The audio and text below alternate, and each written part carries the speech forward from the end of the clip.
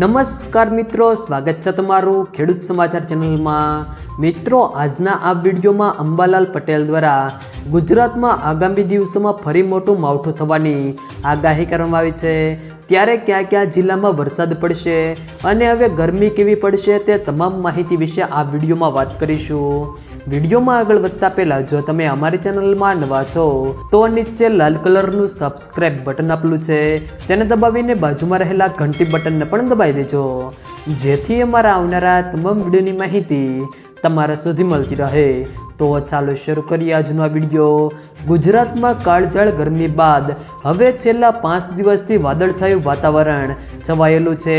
ત્યારે હવામાન નિષ્ણાત અંબાલાલ પટેલે એપ્રિલ મહિનામાં જ ગુજરાતના વાતાવરણમાં પલટો અને કમોસમી વરસાદ વરસવાની આગાહી કરી છે।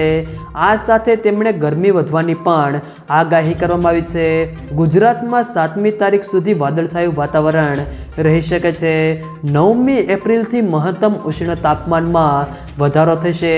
આ સાથે તેમણે જણાવ્યું છે કે મધ્ય ગુજરાતના અનેક વિસ્તારોમાં 4 ડિગ્રી ઉષ્ણ તાપમાન વધવાની શક્યતાઓ છે।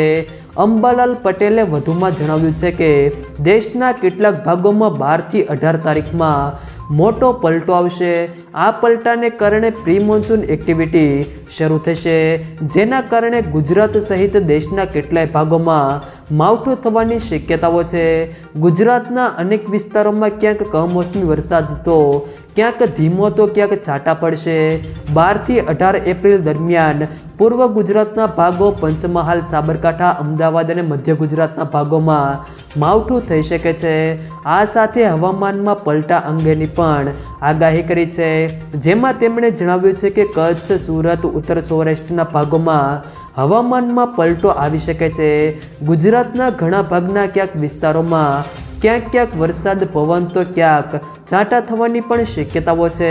જો મિત્રો વિડીયો પસંદ આવ્યો હોય તો વિડીયોને લાઈક કરો, તમારા મિત્રો સાથે શેર કરો અને જો તમે અમારી ચેનલમાં નવા હો તો ચેનલને સબસ્ક્રાઈબ જરૂર કરજો, જેથી અમારા આવનારા તમામ વિડીયોની માહિતી તમારા સુધી મળતી રહે।